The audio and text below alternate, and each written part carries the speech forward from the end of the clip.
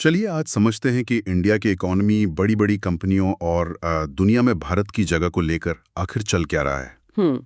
हमारे पास नवंबर 2025 की कुछ दिलचस्प विश्लेषण और खबरें हैं और हम कोशिश करेंगे इनके बीच के डॉट्स को जोड़ने की। बिल्कुल, सरकार के बड़े फैसलों से लेकर स्टार्टअप्स की दुनिया तक।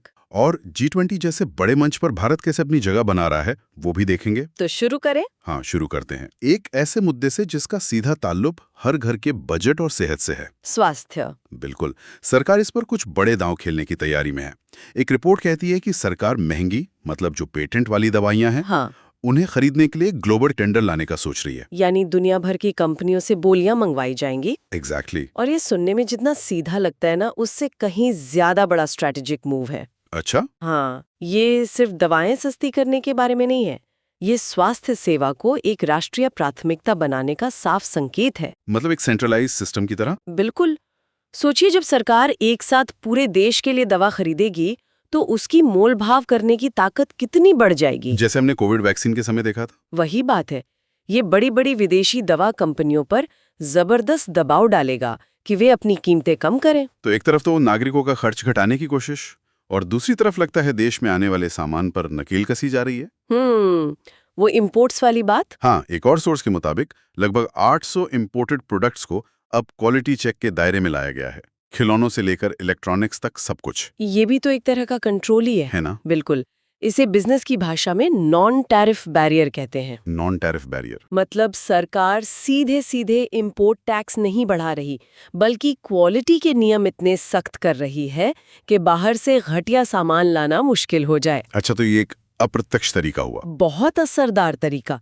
ये चीन जैसे देशों से आने वाले सस्ते और खराब क्वालिटी के माल की डंपिंग रोकने का अच्छा तरीका है। हाँ, और इसका सीधा मकसद घरेलू मैन्युफैक्चरिंग, खासकर हमारे छोटे और मध्यम उद्यमों मतलब MSMEs को एक लेवल प्लेइंग फील्ड देना है। ये सरकार की जीरो डिफेक्ट जीरो इफेक्ट वाले मंत्र से बिल्कुल मेल खाता है। बिल्कुल। तो सरकार तो अपनी तरफ से मेक इन इंडिया को बढ़ावा देने के लिए नियम सख्त कर रही है, लेकिन जमीनी हकीकत, खासकर कॉरपोरेट जगत में तस्वीर थोड़ी मिलीजुली है। स्टार्टअप की दुनिया से एक ऐसी खबर आई है जिसने सच कहूं तो सबको हिलाकर रख दिया है। आप बाइजू की बात कर रहे हैं। बिल्कुल। अमेरिका की एक अदालत ने बाइजू की संस्थापक बाइजू रविंद्रन को, अपने लेनदारों को, हाँ, $1 बिलियन से ज्यादा चुकाने का आदेश दिया है। $1 बिलियन। ये रकम ही अपने आप में दिमाग घुमा देने वाली है। और ये सिर्फ एक कंपनी के डूबने की कहानी नहीं है, ये भारत के पूरे स्टार्टअप इकोसिस्टम पर एक बहुत बड़ा सवालिया निशान है। किस तरह का सवाल? ये मामला सिर्फ खराब कॉर्पोरेट गवर्नेंस का नहीं है, बल्कि उस मानसिकता का नतीजा है जो पिछले दशक में भारतीय स्टार्टअप्स पर हावी थी। Growth at all cost. Exactly. किसी भी कीमत पर बस बड़े होते जाओ। बायजूस उसी दौर का सबसे बड़ा पोस्टर बॉय था। और अब निवेशक सिर्फ वादे नहीं बल्कि मुनाफा मांग रहे हैं। ये केस एक मिसाल कायम करेगा कि अब से जवाबदेही और वित्तीय अनुशासन सबसे ऊपर होंगे। तो क्या इसका मतलब ये है कि भारत के स्टार्टअप्स का वो सुनहरा दौर अब खत्म हो रहा है जहां हर कोई यूनिकॉर्न बनने की दौड़ में था? खत्म नहीं, मैं कहूंगी कि दौर बदल रहा है। बदल रहा है। हाँ, अब शायद हमें कम यूनिकॉर्न देखने को मिले, लेकिन जो भी बनेंगे वे ज्यादा मजबूत और टिकाऊ बिजनेस मॉडल पर खड़े होंगे। ये एक तरह से इकोसिस्टम की सफाई जैसा है। मतलब जो कंपनियां सिर्फ फंडिंग के सहारे चल रही थीं, उनके लिए मुश्किल होगी। और जिनका बिजनेस मॉडल वाकई दमदार है, वे और मजबूत होकर उभरेंगी। ये दिलचस्प है। तो एक तरफ एक बड़ा स्टार्टअप ताश के पत्तों की तरह ढह रहा है, तो वहीं दूसरी तरफ अंतर्राष्ट्रीय सहयोग के नए दरवाजे भी खुल रहे हैं। भारत और इजराइल एक फ्री ट्रेड एग्रीमेंट पर तेजी से काम कर रहे हैं। और कहा जा रहा है कि इससे दोनों देशों के स्टार्टअप्स को बहुत फायदा होगा। ये एक परफेक्ट मैच की तरह लगता है। बिल्कुल है। इजराइल को स्टार्टअप नेशन कहा जाता है। वो इनोवेशन और डीप टेक यानी बहुत गहरी तकनीक में माहिर है। और भारत के पास है स्केल, टैलेंट और एक विशाल बाजार। बिल्कुल। सोचिए, जब इजराइल की एडवांस्ड कृषि तकनीक भारत के किसानों तक पहुंचेगी या उनकी साइबर सुरक्षा टेक्नोलॉजी भारत के डिजिटल इंफ्रास्ट्रक्चर को मजबूत करेगी, तो क्या हो सकता है। ये सहयोग भारतीय स्टार्टअप्स को सिर्फ ग्राहक नहीं बल्कि टेक्नोलॉजी पार्टनर बनाएगा, जो एक बहुत बड़ा बदलाव है। ये तो हुई हाईटेक बातें, लेकिन आम आदमी के लिए जमीन पर क्या हो रहा है, इसका एक और बड़ा सिग्नल मिला है। आप रेंटल मार्केट की बात कर रहे हैं? हाँ, नेशनल कैपिटल रीजन NCR यानी गुरुग्राम, नोएडा, दिल्ली, वहां घरों के किराए में 18% तक का उछाल आया है। ये तो बहुत ज्यादा है। बहुत ज्यादा है, और ये इकोनॉमी के लिए एक बहुत पॉजिटिव साइन है। अच्छा, कैसे? ये आंकड़ा बताता है कि आर्थिक सुधार अब सिर्फ कागजों पर नहीं बल्कि जमीन पर दिख रहा है। इसका सीधा कनेक्शन कंपनियों द्वारा की जा रही हायरिंग और बैक टू ऑफिस ट्रेंड से है। सही बात है। जब कंपनियां लोगों को नौकरी देती हैं और ऑफिस बुलाती हैं तो लोग शहरों में वापस आते हैं, और इससे किराए की घरों की मांग बढ़ जाती है। ये दिखाता है कि अर्थव्यवस्था की गाड़ी वाकई पटरी पर लौट रही है। तो इकोनॉमी पटरी पर लौट रही है, लेकिन लगता है हर सेक्टर की गाड़ी उतनी तेज नहीं दौड़ी। नहीं। कुछ इंडस्ट्रीज के सामने तो बड़ी मुश्किलें खड़ी हैं, जैसे एविएशन सेक्टर। हाँ, उनको तो एक बड़ा झटका लगा है। एविएशन टरबाइन फ्यूल यानी ATF लगभग 10% महंगा हो गया है। और ये बहुत बड़ी बात है क्योंकि एक एयरलाइन के कुल खर्चे का लगभग 40% हिस्सा सिर्फ ईंधन पर जाता है। और ये लागत पहले से ही बहुत ज्यादा थी।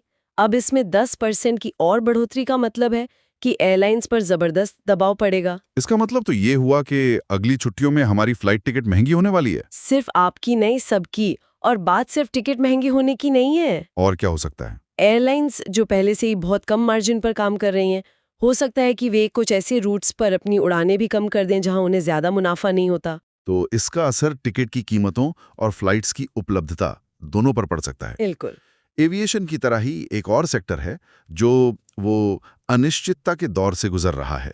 रोजमर्रा के इस्तेमाल का सामान बनाने वाली कंपनियां। FMCG sector. हाँ, ये कंपनियां अपने प्रोडक्ट्स के दाम बढ़ाना चाहती हैं, लेकिन रुकी हुई हैं। वजह है GST दरों में होने वाला बदलाव, जिस पर कोई स्पष्टता नहीं है। और ये दिखाता है कि किसी भी बिजनेस के लिए टैक्स सिस्टम का अनुमान लगाने योग्य होना कितना जरूरी है। बिल्कुल।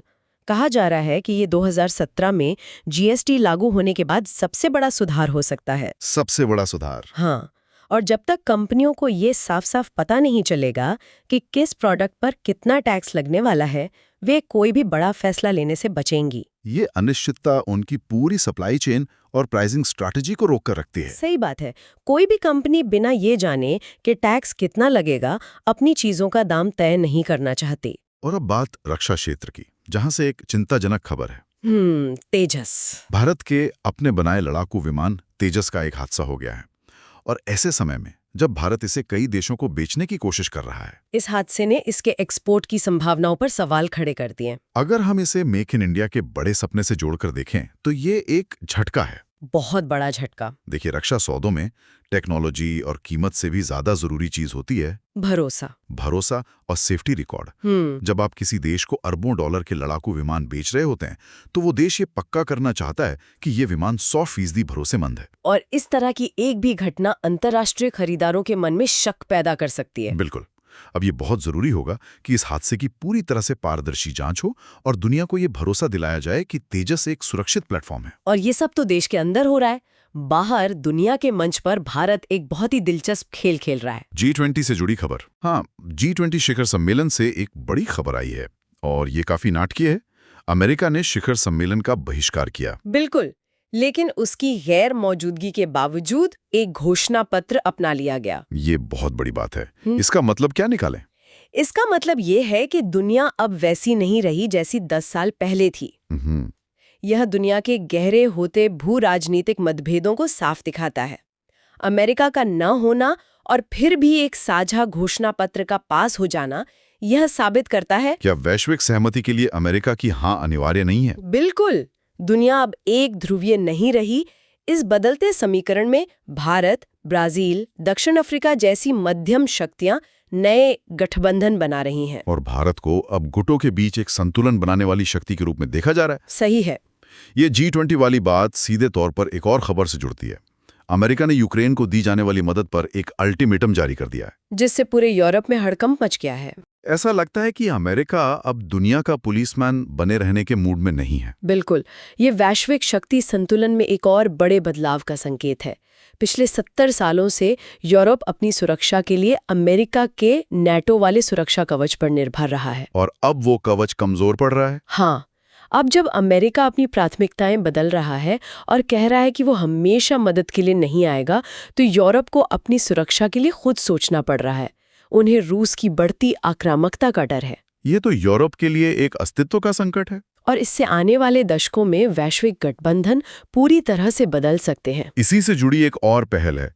प्रधानमंत्री ने ड्रग्स और आतंक के बीच जो फंडिंग का नेटवर्क है उसे तोड़ने के लिए वैश्विक कार्रवाई की मांग की है। और ये भारत के व्यापक आतंकवादी विरोधी एजेंडे का एक बहुत ही महत्वपूर्ण हिस्सा है। हाँ, भारत दशकों से दुनिया को ये बता रहा है कि आतंकवाद को पैसा अक्सर ड्रग्स के अवैध व्यापार से मिलता है, और इस मुद्दे को बार बार G20 जैसे मंचों पर उठाना वैश्विक सुरक्षा चर्चाओं में भारत की स्थिति को एक लीडर के तौर पर मजबूत करता है।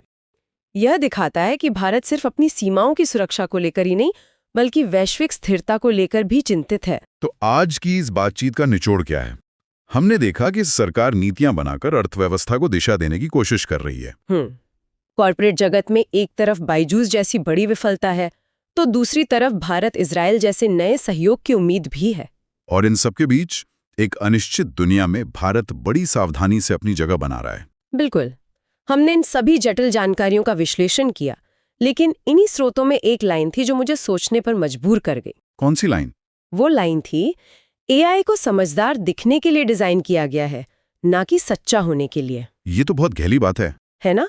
और ये हमें एक बहुत जरूरी सवाल पर लाकर खड़ा करती है। क्या? जैसे जैसे हम और आप खबरों, डेटा और दुनिया को समझने के लिए AI जैसी तकनीक पर ज्यादा निर्भर होते जा रहे हैं, हम ये कैसे सुनिश्चित करेंगे कि हमें दुनिया की सच्ची तस्वीर मिल रही है, न कि सिर्फ एक ऐसी कहानी जो सुनने में बहुत विश्वसनीय लगती है। बिल्कुल। सही जानकारी रखने का भविष्य शायद इसी सवाल के जवाब पर टिका होगा।